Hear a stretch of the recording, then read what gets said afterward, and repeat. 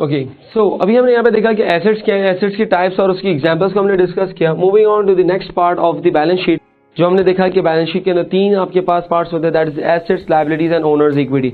Let's move on to the liabilities के liabilities हमारे पास क्या है, लायबिलिटीज को डिस्कस करते हैं। लायबिलिटीज क्या है हमारे पास और उसकी कुछ एग्जांपल्स और टाइप्स को हम यहाँ पे जरा देखते हैं।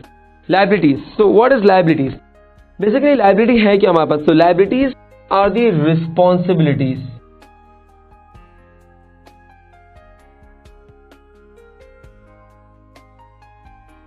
लाइबिलिटीज आर दी रिस्पॉन्सिबिलिटीज, यानी कि लाइबिलिटीज हमारे पास क्या है, लाइबिलिटीज हमारे पास कुछ रिस्पॉन्सिबिलिटीज है ना। What is the responsibility? For example, अगर मैंने किसी से कोई अमाउंट बोरो की है तो मेरे ऊपर एक रिस्पॉन्सिबिलिटी है, दैट इज टू रीपे। ऐसा ही है कि अगर मैंने कोई अमाउंट, कोई भी चीज अगर मैंने बोरो की है किसी भी पर्सन से, तो इट मीन्स कि मुझे वो अमाउंट, वो चीज वापस करनी है। So that is the responsibility और the main idea of liability. तो लाइबिलिटीज आर द रिस्पॉन्सिबिलिटीज, ऐसी रिस्पॉन्सिबिलिटीज या ऐसी लायबिलिटी, और नॉर्मली उन रिस्पॉन्सिबिलिटीज या लायबिलिटी को करना क्या है, the liability are the responsibilities that we need to pay, या तो हमें इसको पे करना होगा, और वी नीड टू सेटल। हमें उन लायबिलिटीज यानी कि उन रिस्पॉन्सिबिलिटीज को हमें या तो पे करना है या तो सेटल करना है। कब करना है सेटल? तो उसके लिए एक चीज हम देखते हैं कि एट सम फ्यूचर डेट, यानी कि हम उसको यहाँ पे पे करेंगे, सेटल करेंगे कब? एट सम फ्यूचर डेट, यानी कि किसी भी फ्यूचर डेट के ऊपर हम इसे सेटल करेंगे या पे करेंगे। एक इंपॉर्टेंट चीज जो यहाँ पे इसके अंदर है क्या, कि लायबिलिटीज आर दी रिस्पॉन्सिबिलिटीज। इन रिस्पॉन्सिबिलिटीज के लिए हम अकाउंटिंग की टर्म के अंदर एक और यहाँ पे टर्म निकालते हैं जिसको हम कहते हैं यहाँ पर ऑब्लिगेशंस।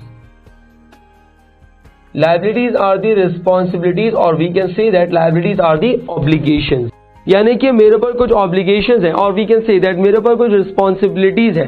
तो liabilities are the obligations or responsibilities that we need to pay or settle when at some future date, यानी कि मुझे फ्यूचर डेट में करना क्या है, मुझे उन obligations या उन responsibilities को settle करना है, मुझे उनको पे करना है at some future date। For example, मैंने अमाउंट बोरो की फ्रॉम द बैंक से मैंने कहा कि मैं आपको ये अमाउंट पे कर दूंगा, यानी कि मैंने अमाउंट बोरो तो की है, मैंने ये अमाउंट बोरो तो कर ली, लेकिन मेरे पर एक रिस्पॉन्सिबिलिटी आ गई, एक ऑब्लिगेशन आ गई, दैट इज कि मुझे वो अमाउंट रीपे करनी है। कब? अब बैंक से अगर मैं कहता हूं कि I will repay you after 6 months, 7 months और 8 months, it means at some future date, मैं 8 months के बाद वो अमाउंट रिटर्न कर दूंगा, यानी कि मेरे पास ऑब्लिगेशंस हैं जो मुझे रीपे करनी है और सेटल करनी है एट सम फ्यूचर डेट। अच्छा, अब फ्यूचर डेट के बारे में देखें तो क्या है, अगर तो वो फ्यूचर डेट आपके पास है विद इन 1 year,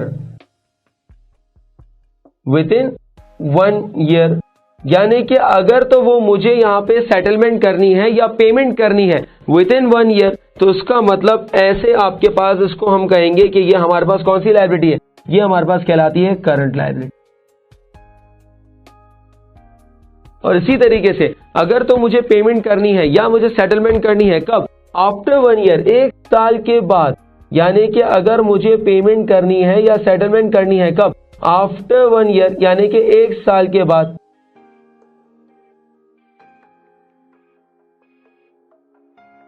तो ऐसी लायबिलिटी को हम कहेंगे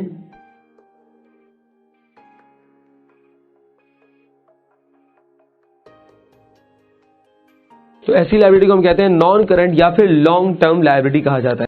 तो लायबिलिटीज हमारे पास क्या है, लायबिलिटीज आर दी ऑब्लिगेशंस हैं, रिस्पॉन्सिबिलिटीज हैं that we need to pay और settle at some future date. Future date में हमें इसको पे करना होता है या सेटल करना होता है। अगर तो future date within 1 year है, फॉर एग्जाम्पल बैंक से लोन लिया था मैंने 6 months का, 6 months में मुझे पे करना है, it means that is the current liability. और अगर मुझे बैंक से लोन लिया और मुझे पे करना है आफ्टर 1 year, 2 साल बाद, 3 साल बाद, 4 साल बाद, तो इट मींस ये मेरे पास क्या आएगी, नॉन करंट लायबिलिटी या फिर लॉन्ग टर्म लायबिलिटी, नॉर्मली जो हम इसको कहते हैं इसके अंदर। तो ये हमने लायबिलिटीज इसके अंदर देखी। एक छोटा सा डिफरेंस जो मैं यहाँ पे करना चाहूंगा क्या, कि एक हमने अभी तक टर्म देखी है दैट इज दी एसेट, एक हमने देखा है एसेट्स, और एक अभी हमने देखी है that is the liabilities. Assets वो हैं जो मेरी ओनरशिप में है, और we can say assets are something that we own, जो हम ओन करते हैं। लायबिलिटीज वो है जो मुझे वापस करनी है, that is liabilities are something that we owe. इसका मतलब यह है कि एसेट्स हम ओन करते हैं और लाइबिलिटीज हम ओ करते हैं। इट मीन्स एसेट्स हमारे अपने हैं और लाइबिलिटीज वो है जो हमें वापस करनी है, that we owe to somebody else, so that is the liability. So liability के लिए नॉर्मली एक टर्म या एक वर्ड, एक फ्रेज जो हम यहाँ पे लिखते हैं that is the owe, and assets के लिए जो हम रिप्रेजेंटेटिव रखते हैं दैट इज द ओन।